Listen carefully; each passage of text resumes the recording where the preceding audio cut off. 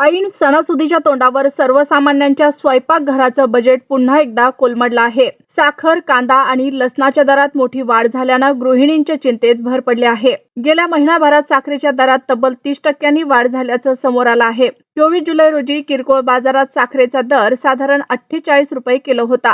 मात्र 24 ऑगस्ट पर्यंत हा दर वाढून 63 ते 65 रुपये किलो झाला आहे.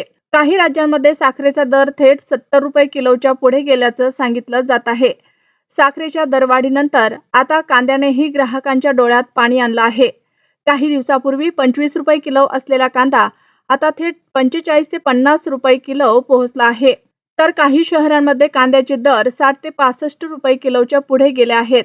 महाराष्ट्रातील प्रमुख बाजार समित्यांमध्ये कांद्याचा घाऊक दर सध्या साधारण 26 ते 38 रुपये किलो दरम्यान असल्याचं सांगितलं जात आहे.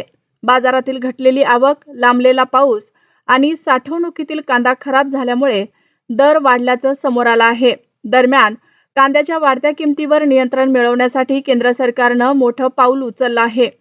नाशिकमधून देशातील प्रमुख शहरांमध्ये कांदा पोहोचवण्यासाठी विशेष कांदा एक्सप्रेस चालवली जात आहे. तसेच नाफेड आणि NCCFच्या माध्यमातून ग्राहकांना 35 रुपये किलो दरानं कांदा उपलब्ध करून दिला जात आहे. दुसरीकडे लसणाच्या दरानेही गृहिणींचं बजेट बिघडलं आहे.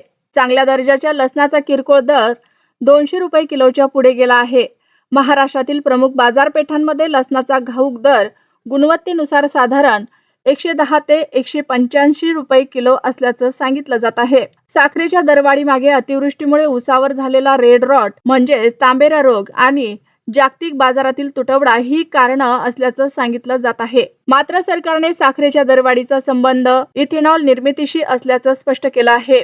एकीकडे सणासुदीचा काळ सुरू असताना रोजच्या स्वयंपाकघरातील साखर, कांदा आणि लसूणच महागल्यानं सर्वसामान्यांच्या घर खर्चाचं गणित बिघडलं आहे. केंद्र सरकारच्या उपाययोजनांनंतर घाऊक बाजारातील दर काही प्रमाणात नियंत्रणात येण्यास सुरुवात झाली आहे. त्यामुळे आगामी काही दिवसात किरकोळ बाजारातही दर कमी होऊन ग्राहकांना दिलासा मिळतो का, याकडे आता सर्वांचं लक्ष लागलं आहे.